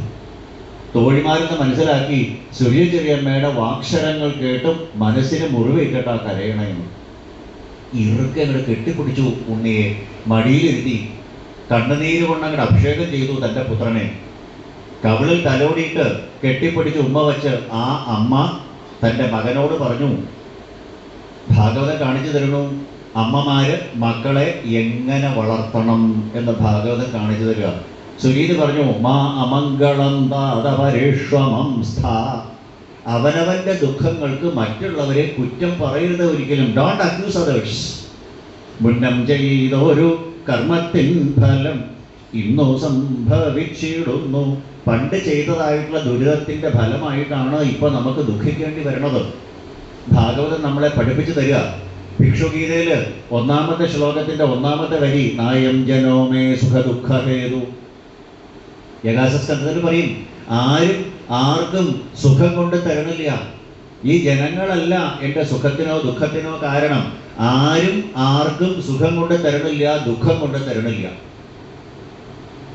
പിന്നെന്താ? മറ്റുള്ളവരുടെ പ്രവൃത്തി അല്ലെങ്കിൽ വാക്കുകൾ നമുക്ക് തിരിച്ചു കിട്ടുന്നത് നമ്മുടെ പാപഫലമായിട്ടാണ്. മുൻപ് നമ്മൾ ആരെയെങ്കിലും വേദനിപ്പിച്ചിട്ടുണ്ടാവും. ഈ ജന്മത്തിലല്ലെങ്കിൽ കഴിഞ്ഞ ജന്മം. അറിഞ്ഞോ അറിയാതെയോ ആരെങ്കിലും വേദനിപ്പിച്ചിട്ടുണ്ടെങ്കിൽ അതിൻ്റെ ഫലമാണ്. For every action there is an equal and opposite reaction എന്ന് ന്യൂട്ടൺ പറഞ്ഞതുപോലെ അത് തിരിച്ചടിക്കുകയാണ്. കൊടുത്താൽ കൊല്ലത്തും കിട്ടും എന്ന് പറയുന്നത് പോലെ നമുക്ക് ദുഃഖം അനുഭവിക്കുന്നുണ്ടെങ്കിൽ, ആരെങ്കിലും നമ്മളെ വാച കർമ്മണ ഉപദ്രവിക്കുന്നുണ്ടെങ്കിൽ അപ്പം മനസ്സിലാക്കിക്കൂടാ നമ്മുടെ പാപകർമ്മത്തിൻ്റെ ഫലം നമുക്ക് തിരിച്ചു കിട്ടിയതാണോ എന്ന്. അല്ലാതെ അവരെ കുറ്റം പറഞ്ഞിട്ട് കാര്യമില്ല. അവർ വെറും ഒരു നിമിത്തം മാത്രം. നമ്മൾ ചെയ്യുന്ന പാപകർമ്മത്തിൻ്റെ ഫലം നമുക്ക് മറ്റുള്ളവരുടെ പ്രവൃത്തിയായിട്ടോ വാക്കുകളായിട്ടോ നമുക്ക് കിട്ടണു. അപ്പോൾ സുരീചെറിയമ്മയെ കുറ്റം പറയരുത്. സുരീചെറിയമ്മ പറഞ്ഞത് സത്യമാണ്. നിസ്സഹായായിരിക്കുന്ന ഈ ദുർഭഗയായിരിക്കുന്ന നിർഭാഗ്യയായിരിക്കുന്ന ഈ അമ്മയുടെ വയറ്റിൽ വന്ന് ജനിച്ചത് കൊണ്ടല്ലേ നിനക്ക് ഈ ഗതികേട് വന്നേ? സുരുചിയുടെ മടിയിലായിരുന്നെങ്കിലോ? സുരുചി പറഞ്ഞത് ശരിയല്ലേ? 2 കാര്യമാണ് സുരുചി പറഞ്ഞത്. ഒന്ന്, നിർഭാഗ്യയായ എൻ്റെ വയറ്റിൽ വന്ന് ജനിച്ചു. രാജാവിൻ്റെ പത്നിയാണെങ്കിലും ഉത്താനവാദൻ്റെ പത്നിയാണെങ്കിലും ഒരു ദാസിയുടെ സ്ഥാനം പോലും ഇല്ല എനിക്ക് ഈ കൊട്ടാരത്തിൽ. ആരും ഗൗനിക്കണില്ല. അപ്പൊ വേറൊരു സ്ത്രീയുടെ ഗർഭത്തിൽ ജനിച്ചു. അതൊന്ന്. രണ്ടാമത്തേത് സുരുചി പറഞ്ഞത് എന്താ? ഭഗവാനോട് പറയൂ എന്ന്. ആ ഭഗവാനോട് പറഞ്ഞാലേ നിന്റെ കാര്യം നടക്കുള്ളൂ. നിർഭാഗ്യയായിരിക്കുന്ന, ബലഹീനയായിരിക്കുന്ന, നിസ്സഹായയായിരിക്കുന്ന ഈ അമ്മ വിചാരിച്ചാൽ ഒന്നും നടക്കില്ല ഉണ്ണി. നിനക്ക് അച്ഛൻ്റെ മടിയിൽ കയറി ഇരിക്കണോ? ആരാധയാധോക്ഷയപാദപത്മം. ഗുരുവായൂരപ്പനോട് പറയൂ ഉണ്ണി. ഈ അമ്മ വിചാരിച്ചാൽ നിവൃത്തിയില്ല. ഈ അമ്മയ്ക്ക് നിന്നെ മടിയിലിരുത്തി പൊട്ടി പൊട്ടി കരയാൻ മാത്രമേ സാധിക്കുള്ളൂ. ഈ അമ്മ വിചാരിച്ചാൽ ഒന്നും നടക്കില്ല. സത്യാസനം ഉത്തമോ യഥാ. ഉത്തമനെ പോലെ അച്ഛൻ്റെ മടിയിൽ കയറി ഇരിക്കണമെന്നുണ്ടെങ്കിൽ ഭഗവാനോട് പറയൂ ഉണ്ണി. വേറെ ഒരു മാർഗമില്ല. തം ഏവ വത്സാശ്രയ ഭൃത്യവത്സലം. ഭൃത്യവത്സലനായിരിക്കുന്ന, ഭക്തവത്സലനായിരിക്കുന്ന, കരുണാനിധിയായിരിക്കുന്ന ആ ഭഗവാൻ ശ്രീഹരിയോട് നീ പറയൂ. നിന്റെ മോഹം സാധിക്കാൻ ഭഗവാന് മാത്രമേ സാധിക്കുള്ളൂ അത് സാധിപ്പിച്ചു തരാൻ. ഈ അമ്മ നിസ്സഹായയാണ്. അമ്മയോട് പറഞ്ഞിട്ട് കാര്യമില്ല. അനന്യഭാവേ നിജധർമ്മഭാവിതേ മനസ്സവസ്ഥാപ്യ ഭജസ്വപൂരുഷം. ആ അനന്യമായ ഭാവത്തോടു കൂടിയിട്ട് സ്ഥിരതര മനസ്സ, ഉറച്ച ഭക്തിയോട് കൂടിയിട്ട് ആ ഭഗവാനെ ഉപാസിക്കൂ. ഭഗവാൻ വിചാരിച്ചാലേ നിന്റെ മോഹം നടക്കുള്ളൂ. നിന്റെ ആഗ്രഹം സാധിപ്പിക്കാൻ ഭഗവാന് മാത്രമേ സാധിക്കുള്ളൂ. ഈ അമ്മയോട് പറഞ്ഞിട്ട് കാര്യമില്ല. അമ്മ നിസ്സഹായയാണ്. കണ്ണുനീര് തുടച്ചു ആ ഉണ്ണി. ചാടി എണീറ്റു. അവന് മനസ്സിലായി തൻ്റെ ആഗ്രഹം നടക്കാൻ ഗുരുവായൂരപ്പന് മാത്രമേ സാധിക്കുള്ളൂ എന്ന്. ആ ബാലിന് മനസ്സിലായി അമ്മ പറഞ്ഞതും ചെറിയമ്മ പറഞ്ഞതും ഒരേ കാര്യം. രണ്ടുപേര് 2 ടോണിലാ പറഞ്ഞതേ ഉള്ളൂ. ദൈവത്തിലൂടെ പോയി കരുണ ചെറുക്കാം. സുരുചി അലറി. ഭഗവാനോട് പറയൂ ഉണ്ണി എന്ന അമ്മ. ആ ഉണ്ണിക്ക് മനസ്സിലായി 2 അമ്മമാരും പറഞ്ഞു ശരിയാണ്. തൻ്റെ മോഹം നടക്കാൻ ഭഗവാന്റെ അനുഗ്രഹമേ ഉള്ളൂ. അവിടുന്ന് ചാടി എണീക്കങ്ങോട്ട് നടന്നു. കണ്ണുനീര് തുടച്ച് ഉറച്ച മനസ്സോടെ ഭഗവാനെ കണ്ട് തൻ്റെ ആവശ്യം പറഞ്ഞിട്ട് വരം മേടിച്ചിട്ടേ ഇനി പിൻവാങ്ങുള്ളൂ. സ്ഥിരതര മനസ്സ. അതാണ് ആ പേര് ധ്രുവൻ. ധ്രുവം എന്ന് പറഞ്ഞാൽ ഉറച്ചവൻ എന്നർത്ഥം. ഭഗവാനിൽ നിന്ന്, ഭഗവാന്റെ പാദപത്മങ്ങളിൽ നിന്ന് അണുപോലും അനങ്ങാത്തവൻ. ചലതി ഭഗവത് പദാരവിന്ദാൽ ലവനിമിഷാർദ്ധമപി. ഏകാദശസ്കന്ധത്തിൽ നിമി നവയോഗി സംവാദത്തിൽ പറയും, ഭഗവാന്റെ പാദപത്മങ്ങളിൽ നിന്ന് അണുപോലും അനങ്ങാത്തവനെ ധ്രുവൻ എന്ന് പറയാം. പട്ടേൽ പറഞ്ഞില്ലേ, സ്ഥിരതര മനസ്സാ, ഉറച്ചങ്ങൾ ചെന്നു ഭഗവാനെ കണ്ട് വരം മേടിച്ച് എൻ്റെ ആഗ്രഹം സാധിച്ചിട്ടേ ഞാൻ തിരിച്ചു വരുന്നു. പക്ഷേ ഭഗവാൻ എങ്ങനെയിരിക്കും അറിയില്ല. ഭഗവാൻ എവിടെയാ അറിയില്ല. ഭഗവാനെ എങ്ങനെ തപസ് ചെയ്യേണ്ടത് അറിയില്ല. ഭഗവാനോട് ജപിക്കാനുള്ള മന്ത്രം എന്താ ഒന്നും അറിയില്ല. 5 വയസ്സുകാരൻ എന്തെങ്കിലും അറിയൂ? ഒന്നും അറിഞ്ഞൂടാ. ഒന്നൊഴികെ തൻ്റെ കാര്യം നടക്കാൻ ഭഗവാൻ വിചാരിച്ചാൽ മാത്രമേ പറ്റുള്ളൂ. നടന്ന് നടന്ന് നടന്ന് നടന്ന് നടന്ന് മധുവനത്തിലെത്തി. നിത്യം സന്നിഹിതേ ഹരി, ഭഗവാന്റെ സാന്നിധ്യം നിത്യമായിട്ടുള്ള മധുവനത്തിലെത്തി. വൃന്ദാവനത്തിൽ പോകുന്നവർക്ക് കാണാം ധ്രുവൻ തപസ് ചെയ്ത കൊടും വനം, പാമ്പുകളും മയിലുകളും പന്നികളെല്ലാം ഉള്ള ഭീകരമായിട്ടുള്ള മധുവനം ഇന്നും വൃന്ദാവനത്തിൽ പോകുന്നവർക്ക് കാണാം. അതാണ് പറഞ്ഞത്, ഭാഗവതം ആസ്വദിക്കണമെങ്കിൽ ഒരു പ്രാവശ്യമെങ്കിലും വൃന്ദാവനത്തിൽ പോകണമെന്ന്. ആ മധുവനത്തിലെത്തി ഭഗവാന്റെ നിത്യ സാന്നിധ്യം കൊടുങ്കാടാണ്. ആ ഉണ്ണിക്ക് ഒരു പകപ്പുണ്ടായില്ല, ഒരു പേടിയുണ്ടായില്ല. ഭഗവാൻ തന്നെ അനുഗ്രഹിച്ചോളും. ഈ ഉറപ്പ് വരണം. ധ്രുവൻ ഈ വനത്തിലെത്തിയപ്പോഴാണ് ശ്രീനാരദ മഹർഷി കണ്ടെത്തി ഭക്തിസൂത്രത്തിന്റെ ഉപജ്ഞാതാവാണ്. ഭഗവാനെ ഭക്തനിലേക്കും ഭക്തനെ ഭഗവാനിലേക്കും എത്തിക്കുന്ന മധ്യവർത്തിയാണ്. ധ്രുവനെ കണ്ടപ്പോ കണ്ണീന്ന് കൊടുക്കണമെന്ന് ഇങ്ങനെ വെള്ളം ഒഴുകി നാരദ മഹർഷിക്ക്. ദാ ഇങ്ങനൊരു ഉണ്ണിയെ വേണം ശിഷ്യനായിട്ട് കിട്ടാൻ, എന്നാലും ഒന്ന് പരീക്ഷിക്കണ്ടേ. നാരദ മഹർഷിക്ക് ഒരു കുസൃതി തോന്നി. കൊച്ചുകുട്ടികളെ കണ്ട കളിപ്പിക്കുന്ന ഒരു സ്വഭാവം ഉണ്ടല്ലോ നമുക്ക്. ഒന്ന് പരീക്ഷിക്കാൻ തീരുമാനിച്ചു. ഉണ്ണി ആരാ, എന്താ ഈ കൊടുമരത്തില്, എന്താ ഇവിടെ വന്നേക്കണേ, കാര്യങ്ങളൊക്കെ പറഞ്ഞു കേൾപ്പിച്ചു ധ്രുവൻ. ഉണ്ണി, നിനക്ക് 5 വയസ്സേ ആയിട്ടുള്ളൂ, കളിക്കേണ്ട പ്രായ, ബാലസ്ഥാവൽ ക്രീഡാസക്ത. ഈ കളിക്കേണ്ട പ്രായത്തിൽ തപസ് ചെയ്യാൻ വരേ, ഉണ്ണി തിരിച്ചു പോവൂ. ഞാൻ ഭഗവാനെ കണ്ടിട്ടേ പോവുള്ളൂ. സർവസംഘപരിത്യാഗികളായ മഹർഷീശ്വരന്മാര് 10,000 സംവത്സരം തപസ് ചെയ്തിട്ട് കാണാൻ പറ്റാത്ത ഭഗവാനെ 5 വയസ്സാകുള്ള നിനക്ക് കാണാൻ പറ്റുമോ? തിരിച്ചു പോവൂ. ഭഗവാനെ കണ്ടിട്ടേ ഞാൻ പോവുള്ളൂ. നാരദ മഹർഷി വീണ്ടും പറഞ്ഞു, ശുചിചര്യമ്മ തൽക്കാലത്ത് ദേഷ്യത്തിന് പറഞ്ഞതാ. ആ ദേഷ്യം അടങ്ങുമ്പോ നിന്നെ മടിയിൽ കയറ്റി ഇരുത്തും, തിരിച്ചു പോക്കോളൂ. ഇല്ല, ഭഗവാനെ കണ്ടിട്ടേ ഞാൻ പോവുള്ളൂ. ഉണ്ണി, ഇത് കൊട്ടാരല്ല, കൊടും വനാണ്. കയറി കിടക്കാൻ പട്ടുമെത്തിയോ ആലവട്ടം വെഞ്ചാമരം വീശാൻ തോഴന്മാരോ ഒന്നുമില്ല. തിരിച്ചു പോവൂ. ഇവിടെ പാലും പഴവും തരാൻ തോഴന്മാരില്ല. തിരിച്ചു പോവൂ. ഇല്ല, ഭഗവാനെ കണ്ടിട്ടേ ഞാൻ പോവുള്ളൂ. ഇത് ഘോരമായിട്ടുള്ള വനമാണ്. ഹിംസ്ര ജന്തുക്കളുണ്ട്, കടുവ, പുലി, സിംഹം, വിഷജന്തുക്കളുണ്ട്, കൂലം കുത്തി ഒഴുകുന്ന നദികളുണ്ട്, വെള്ളച്ചാട്ടങ്ങളുണ്ട്, കൂർത്ത നൂർത്ത പാറകളുണ്ട്. തിരിച്ചു പോവൂ. ഇല്ല, ഭഗവാനെ കണ്ടിട്ടേ ഞാൻ പോവുള്ളൂ. ഉണ്ണി, ഇത് കൊടുങ്കാടാണ്. ഭീകരമായിട്ടുള്ള മഴ, അസ്ഥി മരവിപ്പിക്കുന്ന മഞ്ഞ്, അതിശക്തമായിട്ടുള്ള വലിയ വെയില്. ഉണ്ണിയുടെ പൂ പോലത്തെ ശരീരത്തിന് ഇതൊന്നും താങ്ങാൻ പറ്റില്ല. തിരിച്ചു പോവൂ.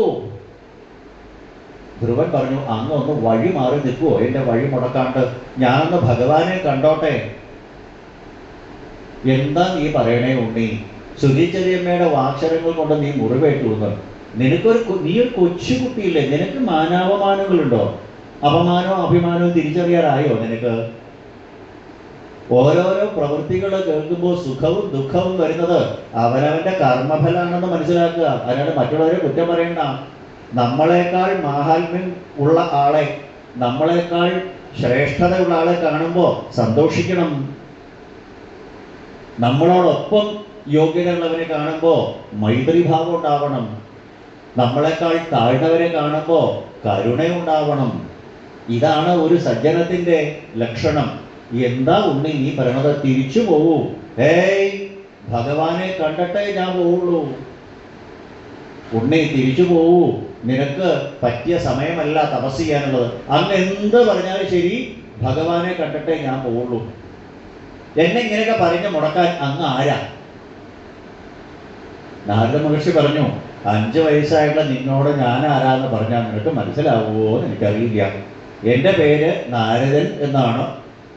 ഭഗവാന്റെ ആ നാമസങ്കീർത്തനങ്ങൾ ജപിച്ച് വീണ വീട്ടിക്കൊണ്ട് നടക്കുന്ന ഒരു ഭക്തനാണ് ഞാൻ. ധ്രുവന്റെ കണ്ണീന്ന് കൂട്ടാവുന്ന ഇങ്ങനെ വെള്ളം വന്നു. ഭക്തിസൂത്രത്തിൻ്റെ ഉപജ്ഞാതാവായിരിക്കുന്ന സാക്ഷാൽ ശ്രീനാരദ മഹർഷി ഭഗവാനെ ഭക്തനിലേക്കും ഭക്തനെ ഭഗവാനിലേക്കും എത്തിക്കുന്ന ആ ഭക്ത ശിരോമണി ഹരേ നാരായണ എന്ന നാമം ജപിച്ചുകൊണ്ട് ലോകത്ത് എല്ലാ സ്ഥലത്തും സഞ്ചരിച്ച് ഭക്തനെയും ഭഗവാനെയും തമ്മിൽ ബന്ധിപ്പിക്കുന്നതായ ആ മഹർഷി ശ്രേഷ്ഠൻ ദേവർഷി തൻ്റെ മുമ്പിൽ നിൽക്കുന്നു. പ്രദക്ഷിണം കണ്ടിട്ട് നമസ്കരിച്ചു. അല്ലയോ ദേവർഷേ, ആ ഭഗവാനെ കാണാൻ അടിയന് യോഗ്യതയില്ലേ? ഞാൻ അഭ്യർത്ഥിച്ചാൽ ഭഗവാൻ മുമ്പിൽ പ്രത്യക്ഷപ്പെടില്ലേ? അടിയന് ഈ ഒരു പ്രാർത്ഥന ഭഗവാനോട് പറയാൻ സാധിക്കില്ലേ? ഉണ്ണി, നീ അങ്ങനെ വിചാരിക്കണ്ടാട്ടോ. ഞാൻ നിന്നെ ഒന്ന് പരീക്ഷിക്കാൻ വേണ്ടി പറഞ്ഞതാണ്. ആ ഭക്തവത്സലനായ ഭഗവാന് ആണെന്നോ പെണ്ണെന്നോ ബാലനെന്നോ വൃദ്ധനെന്നോ ന സ്ത്രീ ന ഷണ്ടോ ന പുമാൻ ന ജന്തു. ഭഗവാൻ ഒന്ന് മാത്രമേ ഉള്ളൂ. അഹം ഭക്തപരാധീന അസ്വതന്ത്ര ഇവ ദ്വിജ. തൻ്റെ ഭക്തന്മാര് എന്നെ ആശ്രയിക്കുന്നുണ്ടെങ്കിൽ ഭഗവാൻ അവിടെ പ്രത്യക്ഷപ്പെടും. മഹാകവി ഓട്ടൂര് പറഞ്ഞ പോലെ ആർത്തരായി കരയുന്നുണ്ടു തന്നോടെ ഭക്തരെന്നറിയേണ്ടുന്ന താമസം കണ്ണു മൂക്കുകളില്ലാതെ മണ്ടുപോൻ മമ ദൈവം. നാരായണ അഖില ഗുരു ഭഗവൻ നമസ്തേ എന്ന ഗരുഡനെ പോലെ ഏത് ഭക്തന്മാരാണോ ആർത്തരായിട്ട് തന്നെ വിളിക്കുന്നത് അവരുടെ മുമ്പിൽ ഭഗവാൻ പ്രത്യക്ഷപ്പെടും, അനുഗ്രഹിക്കും. അപ്പൊ അങ്ങല്ലേ പറഞ്ഞ് സർവസംഘ പരിത്യാഗികളായ മഹർഷീശ്വരന്മാർക്ക് പോലും പ്രത്യക്ഷനല്ല. 5 വയസ്സുകാരനായി നീ പണിയെടുക്കണ്ട എന്ന് എൻ്റെ മുമ്പിൽ ഭഗവാൻ വരില്ലേ? ഉണ്ണി, നിർമ്മലമായ മനസ്സുകൊണ്ട് പരിശുദ്ധമായ അന്ധകരണം കൊണ്ട് ഭക്തിയോടുകൂടി ആര് ഉപാസിക്കുന്നുവോ അവരുടെ മുമ്പിൽ ഭഗവാൻ പ്രത്യക്ഷപ്പെടും. ആ ഭഗവാന്റെ രൂപം എന്താണെന്ന് നിനക്കറിയോ? ഇല്ല. മന്ത്രം എന്താണെന്നറിയോ? ഇല്ല. ഭഗവാൻ എവിടെയുണ്ടെന്നറിയോ? ഇല്ല. ഇതൊന്നും അറിയാണ്ടാണോ നീ തപസ്സിന് പുറപ്പെട്ടത്? മഹർഷേ, അടിയനെ വേണ്ടത് വിധം ഭഗവാന്റെ അടുത്ത് എത്തിക്കാനുള്ള ആ ഉപായം പറഞ്ഞു തരണം. ശ്രീനാരദ മഹർഷി വാക്കുകൾ കൊണ്ട് ആ ഭഗവാന്റെ രൂപത്തിനെ ഇവിടെ വരച്ചു കാണിച്ചു കൊടുത്തു. നിരന്ന പീലികൾ നിരക്കവേ കുത്തി നിറുകയിൽ കൂട്ടി തിറമോടു കെട്ടി കരിമൊകിലത്ത ചിഗൂരഭാരവും മണികൾ മിന്നിടും മണിക്കിരീടവും പാദാതി കേശം കേശാദിപാദം. ആ ഭഗവാൻ ശ്രീഗുരുവായൂരപ്പന്റെ സസ്യശ്യാമള കോമള മേഘസുന്ദരമായ ത്രൈലോക്യ മോഹനമായ രൂപത്തിനെ വാക്കുകൾ കൊണ്ട് അങ്ങോട്ട് പറഞ്ഞു കൊടുത്തു. കാരുണ്യാകുല നേത്രം ആർദ്രഹസിതോല്ലാസം സുമാസാപുടം. ആ ഭഗവാന്റെ രൂപത്തിനെ വരച്ചു കൊടുത്തു. സകല ചരാചരങ്ങളിൽ നിറഞ്ഞിരിക്കുന്ന അന്തര്യാമിയായിരിക്കുന്ന ഭഗവാനെ ഓം നമോ ഭഗവതേ വാസുദേവായ, ഓം നമോ ഭഗവതേ വാസുദേവായ, ഓം നമോ ഭഗവതേ വാസുദേവായ ഈ മന്ത്രം ജപിച്ചുകൊണ്ട് ഉണ്ണി നീ തപസ്സ രക്ഷിച്ചോളൂ. ഭഗവാൻ നിന്റെ മുമ്പിൽ വരും, നിന്നെ അനുഗ്രഹിക്കും. 2 കൈകളും ശിരസിൽ വെച്ച് അനുഗ്രഹിച്ച് ശ്രീനാരദ മഹർഷി അവിടെ നിന്ന് യാത്രയായി. ധ്രുവരാജകുമാരൻ അതിഗംഭീരമായുള്ള തപസ് ഭഗവാനെ ഓരോ മാസം കൂടുന്തോറും ആ ധ്രുവന്റെ തപസ്സിന്റെ ശക്തി കൂടാൻ തുടങ്ങി. ആദ്യത്തെ 1 മാസം 3 ദിവസം കൂടുമ്പോൾ പഴങ്ങൾ മാത്രമായി ആഹാരം. 2ാമത്തെ മാസം 6 ദിവസം കൂടുമ്പോൾ ഉണങ്ങിയ പുല്ലുകളും ഇലകളുമായി ഭക്ഷണം. 3ാമത്തെ മാസം 9 ദിവസം കൂടുമ്പോൾ വെള്ളം മാത്രമായി ആഹാരം. 4ാമത്തെ മാസം 12 ദിവസം കൂടുമ്പോൾ വായു മാത്രമായി ആഹാരം. ഇങ്ങനെ തപസ് കൂട്ടി വന്ന് 5ാമത്തെ മാസമായപ്പോഴും ആദ്യത്തെ മാസം പഴങ്ങൾ ഭക്ഷിച്ചു, 2ാമത്തെ മാസം ഉണങ്ങിയ ഇലകൾ ഭക്ഷിച്ചു, 3ാമത്തെ മാസം ജലത്തിനെ ഭക്ഷിച്ചു, 4ാമത്തെ മാസം വായുവിനെ ഭക്ഷിച്ചു, 5ാമത്തെ മാസമായപ്പോൾ വായുവിനെയും കൂടെ അവിടെ ബന്ധിച്ചു ധ്രുവൻ. 14 ലോകത്തിൻ്റെയും വായു സ്തംഭിച്ചു. ദേവന്മാര് ഭഗവാന്റെ അടുത്ത് പറഞ്ഞു, ഭഗവാനെ അങ്ങയുടെ ഭക്തനായിരിക്കുന്ന 5 വയസ്സുകാരൻ ഭഗവാനെ അവിടുത്തെ തപസ് ചെയ്തുകൊണ്ടിരിക്കണു, അവരിൽ പ്രത്യക്ഷപ്പെടണേ. ഭഗവാൻ പറഞ്ഞു, ഞാൻ വേഗം ചെല്ലുകയാണ്. മധുവനത്തിൻ്റെ മുമ്പിൽ അങ്ങോട്ട് ചെന്നു. മധുവനത്തിൻ്റെ മുമ്പിൽ ചെന്നപ്പോൾ ധ്രുവൻ കണ്ണടച്ച് ധ്യാനിക്കുക. ശ്രീനാരദ മഹർഷി പറഞ്ഞു കൊടുത്തതായ ആ അതിമനോഹരമായ ത്രൈലോക്യ മോഹനമായ രൂപത്തിനെ ധ്യാനിച്ചുകൊണ്ടിരിക്കുന്നു. ഭഗവാൻ മുമ്പിൽ വന്നത് അറിഞ്ഞില്ല. ഭഗവാനൊക്കെ ഒരു കുസൃതി തോന്നി, ഞാനിവിടെ വന്നിട്ടുണ്ടെന്ന് എൻ്റെ ഉണ്ണിയെ ഒന്ന് അറിയിക്കണ്ടേ? അതിനെന്താ മാർഗം? 5 മാസമായിട്ട് ധ്രുവരാജകുമാരൻ മനസ്സിൽ ധ്യാനിച്ചുകൊണ്ടിരുന്ന ഭഗവാന്റെ രൂപത്തിനെ ഭഗവാൻ തന്നെ ഇവിടെ മറച്ചു മനസ്സിൽ. 5 മാസമായിട്ട് ഞാൻ ധ്യാനിച്ചുകൊണ്ടിരുന്ന മേഘസുന്ദരി രൂപം മനസ്സിൽ നിന്ന് പറഞ്ഞപ്പോൾ ഇടിവെട്ട് ഏറ്റവനെ പോലെ കണ്ണങ്ങൾ തുറന്നു ധ്രുവൻ. കണ്ണു തുറന്നപ്പോ 5 വയസ്സുകാരൻ കണ്ടു, ഗുരുവായൂരപ്പൻ സാക്ഷാത്തായിട്ട് തൻ്റെ മുമ്പിൽ നിൽക്കുന്നു. ശ്രീനാരദ മഹർഷി പറഞ്ഞതായ അതേ രൂപത്തോടു കൂടിയിട്ട് കാരുണ്യാകുല നേത്രം, കാരുണ്യം വഴിഞ്ഞൊഴുകുന്ന കൂട്ടുകൂടെ ആനന്ദക്കണ്ണീർ ഒലിപ്പിച്ചുകൊണ്ട് ഭക്തവത്സലനായ ഭഗവാൻ മുമ്പിൽ വന്ന് നിൽക്കുന്നു. 5 വയസ്സുകാരന് എന്തെങ്കിലും അറിയോ? ഭഗവാൻ മുമ്പിൽ വന്നാൽ എന്താ ചെയ്യണ്ടേ? കെട്ടിപ്പിടിക്കുകയാണോ വേണ്ടേ? ഉമ വയ്ക്കുകയാണോ വേണ്ടേ? നമസ്കരിക്കുകയാണോ വേണ്ടേ? സ്തുതിക്കുകയാണോ വേണ്ടേ? ഒന്നും അറിഞ്ഞൂടാ. പകച്ചിങ്ങനെ നിന്നു അത്ഭുത സ്തബ്ധനായിട്ട്. സാക്ഷാൽ ത്രൈലോക്യനാഥൻ തൻ്റെ മുമ്പിൽ വന്ന് നിൽക്കുന്നു. ഈ ഉണ്ണിക്ക് തന്നോട് എന്തൊക്കെയോ പറയണമെന്ന് ഭഗവാന് മനസ്സിലായി.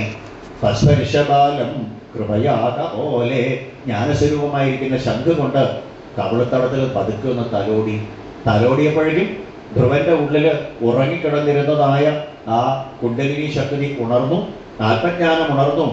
12 ശ്ലോകത്തിൽ സ്തുതിക്കാൻ തുടങ്ങി.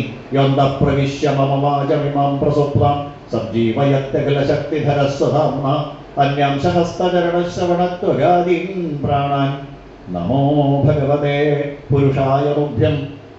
12 ശ്ലോകത്തിലൂടെ സ്തുതിക്കാൻ തുടങ്ങി. ഭഗവാൻ വാരിയിലെടുത്തു ആ ഉണ്ണിയെ മടിയിലിരുത്തി കെട്ടിപ്പിടിച്ചു, കവളത്ത് തലോടി, ശിരസിൽ കൈവച്ച് അനുഗ്രഹിച്ചു. ഉണ്ണി, നിന്റെ മോഹം എനിക്ക് മനസ്സിലായി. നിനക്ക് അച്ഛൻ്റെ മടിയിൽ കയറി ഇരിക്കണം എന്നല്ലേ മോഹം?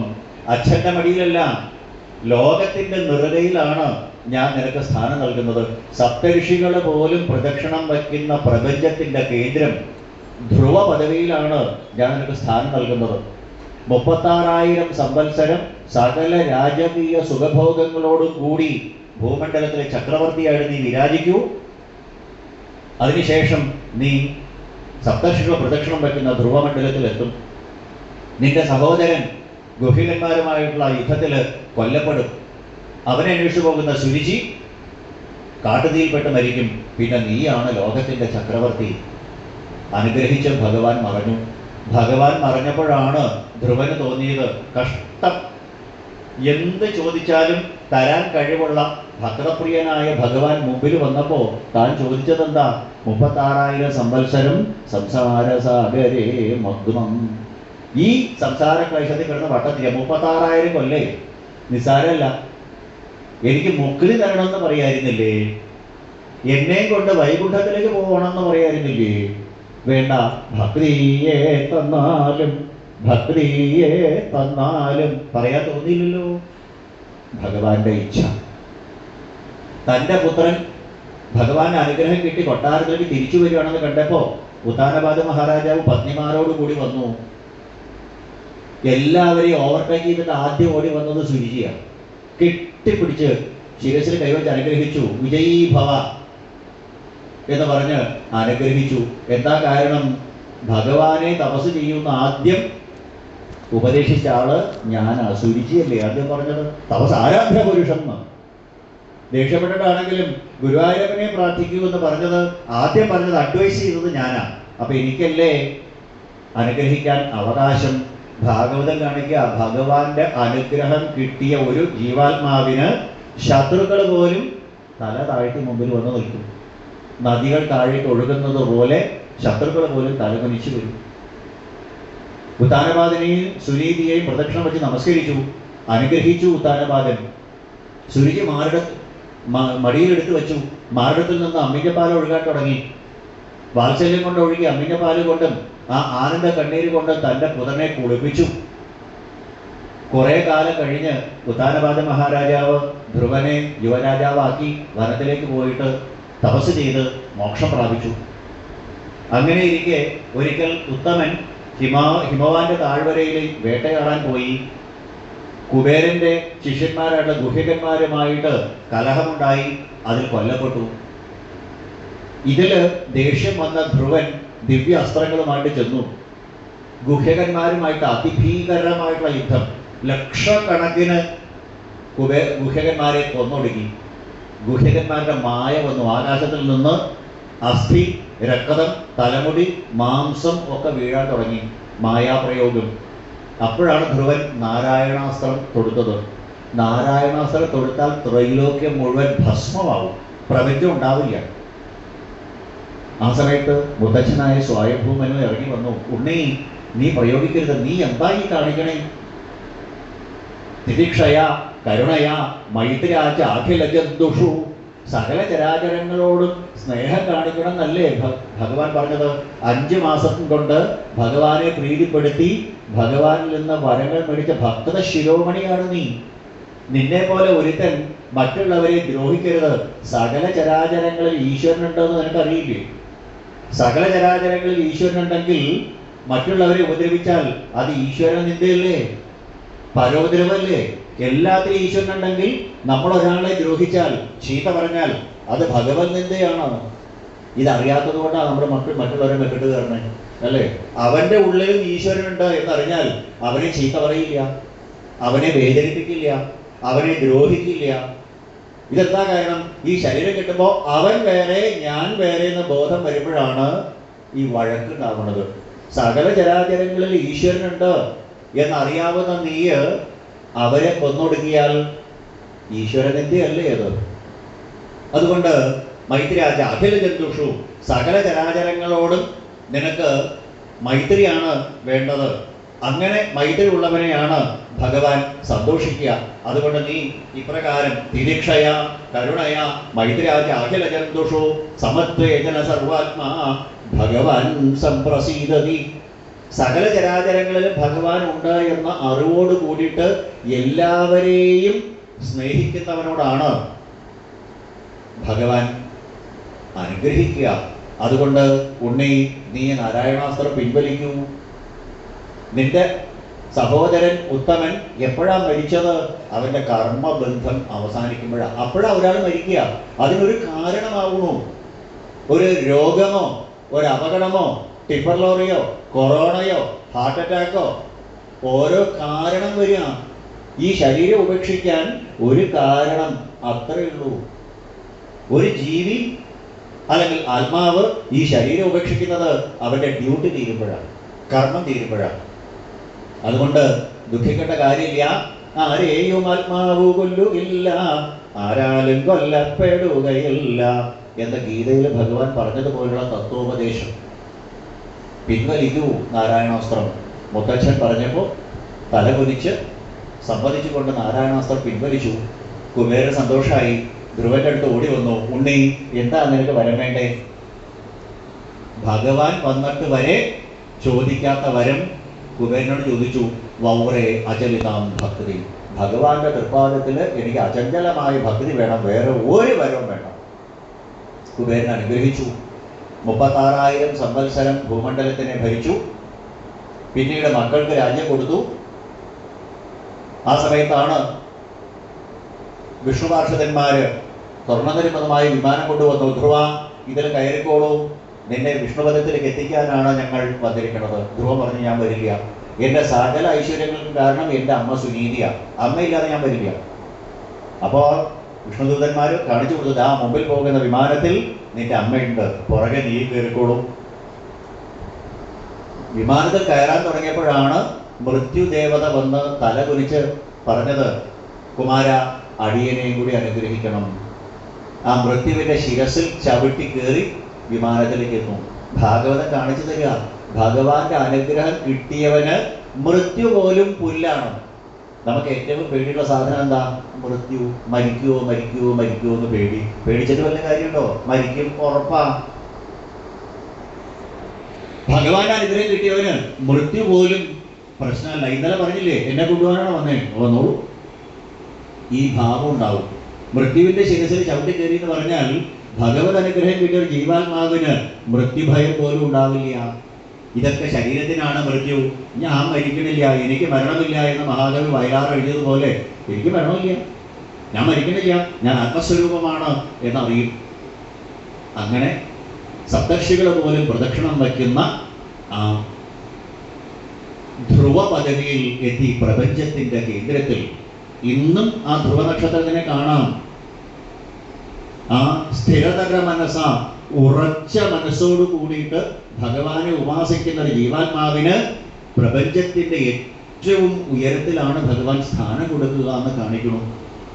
ഈ 5 അധ്യായങ്ങൾ ധ്രുവരാജകുമാരന്റെ കഥ പ്രചേതസ്സുകളുടെ സദസ്സിൽ ശ്രീനാരദ മഹർഷി പാടിയതാണ് വിദുര. പ്രചേതസ്സുകളോട് ശ്രീനാരദ മഹർഷി പറഞ്ഞു, എൻ്റെ ശിഷ്യനുണ്ട് ധ്രുവരാജകുമാരൻ, 5 വയസ്സിൽ 5 മാസം കൊണ്ട് ഭഗവാനെ പ്രീതിപ്പെടുത്തി ധ്രുവപദവിയിലെത്തിയ കുമാരന്റെ കഥ കേൾക്കണോ? നിങ്ങളുടെ മുതച്ഛനാണ്. പ്രചേതസ്സുകൾക്ക് പറഞ്ഞു കൊടുത്തു. കഥകൾ കേട്ടുകൊണ്ടിരിക്കുന്ന വിതുരൻ ചോദിച്ചു, കേതേ പ്രചേതസ്സോ നാമ, ആരാ ഈ പ്രചേതസ്സുകൾ? അപ്പോഴാണ് പറഞ്ഞത്, ധ്രുവന്റെ വംശപരമ്പരയിൽ അംഗൻ എന്നൊരു രാജാവ് ഉണ്ടായിരുന്നു. അദ്ദേഹത്തിന്റെ പുത്രനായിട്ട് വേനൻ എന്ന അതിദുഷ്ടനായിട്ടൊരു രാജാവുണ്ടായി. അദ്ദേഹത്തിന്റെ പുത്രനായിട്ട് ഭഗവാൻ പൃഥുവായിട്ട് അവതരിച്ചു. ആ വംശപരമ്പരയിൽ പ്രാചീന ബർഹിസ് എന്നൊരു രാജാവുണ്ടായിരുന്നു. അദ്ദേഹത്തിന്റെ 10 പുത്രന്മാരാണ് പ്രചേതസ്സുകൾ. വംശപരമ്പര ചുരുക്കി പറഞ്ഞപ്പോൾ അത് പറ്റില്ല, വിസ്തരിച്ച് പറഞ്ഞു തരണം. ധ്രുവനെ പോലെ ഭക്തശിരോമണിയുള്ള വംശപരമ്പരയിൽ വേനൻ എന്ന് പറയുന്ന ദുഷ്ടൻ എങ്ങനെ ഉണ്ടായി? 11 അധ്യായങ്ങൾ കൊണ്ട് ആ പൃഥുചരിതം പറഞ്ഞു തരുന്നു. എങ്ങനെയാണ് ഒരു ഭരണാധികാരി ഉണ്ടാവേണ്ടത്? ഈ പറയുന്ന 11 അധ്യായ സിവിക്സ് ആണ്. ഇന്ത്യൻ അഡ്മിനിസ്ട്രേറ്റീവ് സർവീസ് IAS കാരൻ, ആദ്യത്തെ IAS കാരൻ്റെ പൃഥു ആ രാജാവിൻ്റെ. നമ്മളിപ്പോൾ പറയില്ലേ, by the people, of the people, for the people. എവിടെ ഈ സാധനം? അതുതാ ഭാഗവതം കാണിച്ചു തരുന്നു. ഒരു ഭരണാധികാരി എങ്ങനെ ലോകത്തിനെ ഭരിക്കണം. ചില ആചാര്യന്മാർ പറയാറുണ്ട്, ആൾക്കാർ ഇലക്ഷൻ നിൽക്കുന്നുണ്ടെങ്കിൽ ഈ പൃഥുചരിതം കാണാപ്പാടം പഠിച്ചിട്ടേ ഇലക്ഷൻ ഉണ്ടാവുള്ളൂ. കാരണം പ്രജാക്ഷേമ തൽപരരായിരിക്കണം ഭരണാധികാരികൾ.